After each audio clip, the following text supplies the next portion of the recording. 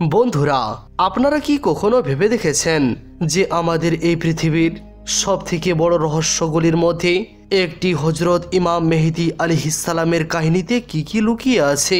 সেই ব্যক্তি যার জন্য মুসলমানেরা শতাব্দীর পর শতাব্দী অপেক্ষা করছে এবং যার আগমন আমাদের দুনিয়াকে চিরতরের জন্য বদলে দেবে। আপনি কি তাদের যুগের ছোট বড় আলামতের কথা শুনেছেন, অথবা সেই ভয়ঙ্কর সুফিয়ান বাদশার কথা যে ইমাম মেহেদী আলাইহিস সালামের বিরুদ্ধে যুদ্ধ করবে? বন্ধুরা, আপনারা কি জানেন যে আমাদের এই দুনিয়াতে এমন একজন জালিম বাদশা আসবে যার নাম হবে সাফিয়ান। সেই ব্যক্তি তার ভয় ও জুলুম অত্যাচারে পুরো পৃথিবীকে কাঁপিয়ে তুলবে। একে একে মুসলমানদের অঞ্চলগুলি দখল করবে, লক্ষ লক্ষ মানুষকে হত্যা করবে। তার বাহিনীর লক্ষ্য হবে ইমাম মেহেদীর বিরুদ্ধে যুদ্ধ করা, কিন্তু আল্লাহর কুদরতের দ্বারা তার পুরো বাহিনী মাটিতে ধসে পড়বে। তার কাহিনী এমন যা শুনে গা কাটা দিয়ে উঠবে। তাই বন্ধুরা, আজকের এই সফরে আমরা জানাবো সাফিয়ান বাদশার ভয়ঙ্কর পরিকল্পনা, তার বাহিনী এবং তার পরিণামের কাহিনী। তাহলে চলুন জেনে নিই সাফিয়ান বাদশার সম্পূর্ণ কাহিনী। বন্ধুরা, জনসংখ্যার হিসাবে আমাদের পৃথিবীর দ্বিতীয় বৃহত্তম ধর্ম ইসলাম ধর্ম, আর এই ধর্মে হযরত ইমাম মেহেদী আলাইহিস সালামকে অত্যন্ত গুরুত্বপূর্ণ ও জনপ্রিয় ব্যক্তিত্ব হিসাবে দেখা হয়। ইসলামের বড় বড় কিতাব অনুযায়ী তিনি সেই মহান ব্যক্তি যিনি কিয়ামতের ঠিক পূর্ব মুহূর্তে এই দুনিয়াতে আগমন করবেন। যেই যুগে তিনি আসবেন সেই যুগে পৃথিবীতে জুলুম, অত্যাচার, হত্যাকাণ্ড এবং বড় বড় গুনাহ খুবই সাধারণ হয়ে যাবে। তিনি এই দুনিয়ায় এসে সবকিছুকে আমূল বদলে দেবেন। শুধুমাত্র জুলুমকে শেষ করে ন্যায় বিচার কায়েম করবেন না, বরং নিজস্ব এক বিশাল খেলাফত কায়েম করবেন যেখানে দীর্ঘকাল শাসন করবেন। এই কারণে শত শত বছর ধরে সারা বিশ্বের মুসলমানেরা কেবল ইমাম মেহেদীর জন্য অধিক আগ্রহে অপেক্ষাই করছে না, বরং আজও আপনারা অনেক মুসলমানের মুখে ইমাম মেহেদী আলাইহিস সালামের নাম শুনে থাকবেন। যদিও বন্ধুরা মনে রাখবেন, ইমাম মেহেদী আলাইহিস সালামের আগমনের আগে আমাদের দুনিয়ায় বিভিন্ন ছোট বড় আলামত প্রকাশ পাবে যা এই বার্তা দেবে যে ইমাম মেহেদী আলাইহিস সালাম আসতে চলেছেন। আবার কিছু আলামত এমনও হবে যা এই দিকেই ইঙ্গিত করবে যে তিনি ইতিমধ্যে দুনিয়াতে আগমন করেছেন। এই সব ছোট বড় আলামতের মধ্যে একটি বড় আলামত হলো সাফিয়ান নামক এক বাদশার প্রকাশ।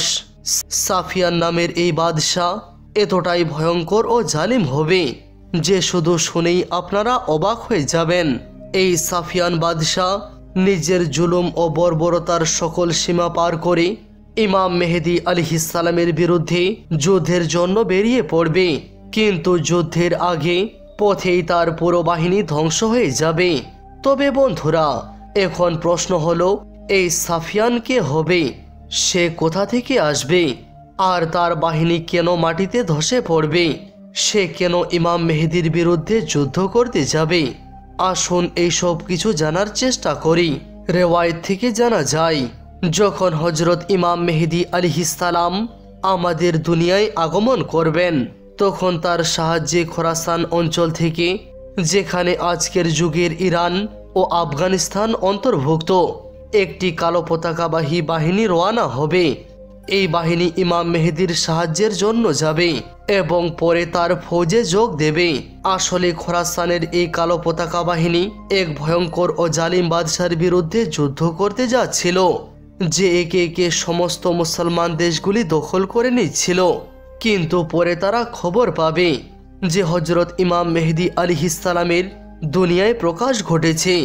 তাই তারা তাদের অভিমুখ বদলে ইমাম মেহেদীর দিকে রওনা হবে এবং তার নেতৃত্ব গ্রহণ করে তার বাহিনীতে যোগ দেবে। আমরা আপনাদের জানিয়ে রাখি, হযরত ইমাম মেহেদী আলাইহিস সালামের আসল নাম হবে মুহাম্মদ এবং তিনি আমাদের প্রিয় নবী হযরত মুহাম্মদ সাল্লাল্লাহু তাআলা আলাইহি ওয়াসাল্লামের কন্যার বংশধর হবেন। শুধু তাই নয়, তার মুখে একটি তিল থাকবে এবং তিনি এই দুনিয়াকে ইনসাফ ও শান্তিতে এমনভাবে পূর্ণ করবেন যেভাবে পূর্বে দুনিয়া ছিল জুলুম ও অত্যাচারে ভরপুর, তিনি একের পর এক বড় বড় শহর বিজয় করবেন এবং বায়তুল মুকাদ্দাসও বিজয় করবেন। এরপরে দাজ্জাল আসবে এবং দাজ্জালকে ধ্বংস করতে হযরত ঈসা আলাইহিসসালাম এই দুনিয়াতে ফিরে আসবেন। এরপর ইমাম মেহেদী মুসলমানদের খিলাফতের দায়িত্ব মক্কা থেকে গ্রহণ করবেন। সেই সময় শাম অঞ্চলে, আজকের সিরিয়া, সেখানে থাকা একজন বাদশাহ যার নাম হবে সাফিয়ান, সে ইমাম মেহেদীর বিরুদ্ধে একটি বিশাল বাহিনী পাঠাবে। কিন্তু এই বাহিনী ইমাম মেহেদীর নিকটে পৌঁছানোর আগেই পথেই ধ্বংস হয়ে যাবে, কারণ ইমাম মেহেদী আল্লাহর গায়েবী সাহায্যে সমর্থিত হবেন। পথেই হঠাৎ মাটি ফেটে যাবে এবং সাফিয়ানের পুরো বাহিনী মাটির নিচে দাফন হয়ে যাবে। এই সময় মুসলমানদের জন্য সবথেকে বড় চ্যালেঞ্জ হবে, যদি তারা সাফিয়ানের পক্ষে না যায় তাহলে সাফিয়ান তাদেরকে হত্যা করবে, আর যদি ইমাম মেহেদীর পক্ষ নেই তাও সাফিয়ানের রোশানলে পড়বে। কিন্তু যারা ইমাম মেহেদীর পক্ষ নেবে না তারা মুসলমান বলে গণ্যই হবে না। বন্ধুরা, সাফিয়ান নামক এই ব্যক্তির উল্লেখ বহু হাদিস শরীফে এসেছে। হাদিস শরীফ অনুযায়ী এই জালিম বাদশাহ শাম অঞ্চল থেকে উঠে আসবে, আজকের সিরিয়ার কাছাকাছি অঞ্চল থেকে। সে হযরত আবু সুফিয়ানের বংশধর হবে এবং চূড়ান্ত জালিম ও অত্যাচারী হবে। সে গণহত্যার সময় কারো পরোয়া করবে না, লক্ষ লক্ষ মানুষকে একে একে হত্যা করবে। তার সামনে সাধারণ মানুষ তো মরবেই, বিশেষ করে মুসলমান আলেম ও স্কলারদের টার্গেট করে একে একে হত্যা করা হবে। এই জুলুম ও নিপীড়নের উপর ভিত্তি করে সে একের পর এক মুসলিম দেশের উপর দখল নেবে। কিন্তু ইমাম মেহেদী আবারও এসব এলাকা পুনরায় বিজয় করবেন। আপনাদের জানিয়ে রাখি, এই সাফিয়ান এমনকি তার বিরোধিতাকারী ব্যক্তিদেরকেও হত্যা করবে এবং এমন নারীদেরকেও হত্যা করবে যার গর্ভে সন্তান থাকবে, যাতে সেই সন্তান যদি ছেলে হয় তবে বড় হয়ে তার বিরোধিতা না করে। সে মানুষকে মৃত্যুদণ্ড দেওয়ার জন্য তাদেরকে ফুটন্ত তেলে ফেলে দেবে। শুধু তাই নয়, বিরোধীদেরকে ভয়াবহ শাস্তি দেবে। তার চেহারাটিও ভয়ঙ্কর ও আতঙ্কজনক হবে। তার চেহারায় গুটি ও এমন অনেক ধরনের ফুসকুড়ি থাকবে যেগুলিকে দেখে মানুষ মনে করবে সে হয়তো অন্ধ। সাফিয়ানের সম্পর্কে ইমাম জাফর সাদিক আলাইহিসসালাম বলেছেন, যদি তোমরা সাফিয়ানকে দেখে ফেলো তাহলে বুঝে নাও যে তুমি সেই সময়ের সবথেকে অপবিত্র ও ঘৃণ্য মানুষকে দেখে ফেলেছ। রেওয়ায়েত অনুযায়ী সাফিয়ান ইসলামিক ক্যালেন্ডার অনুযায়ী রজব মাসে আবির্ভূত হবে এবং প্রথমে শামের আশেপাশের অঞ্চল দখল করতে করতে পরে ইরাক আক্রমণ করবে। ইরাকেও সে বড় ধরনের গণহত্যা চালাবে। পাশাপাশি কিছু বই অনুসারে তার আগমন এবং ধ্বংসের মধ্যবর্তী সময় হবে 15 মাস। আর এই 15 মাসের মধ্যেই সেই ঘটনা ঘটবে যখন সাফিয়ানের সম্পূর্ণ বাহিনী মাটির নিচে ধসে যাবে। যখন সাফিয়ানের বাহিনী ইমাম মেহেদী আলাইহিসসালামের আগমনের খবর পাবে, তখন সাফিয়ান তার বাহিনীকে আদেশ দেবে যেন তারা ইমাম মেহেদীর বাহিনীকে অনুসরণ করে।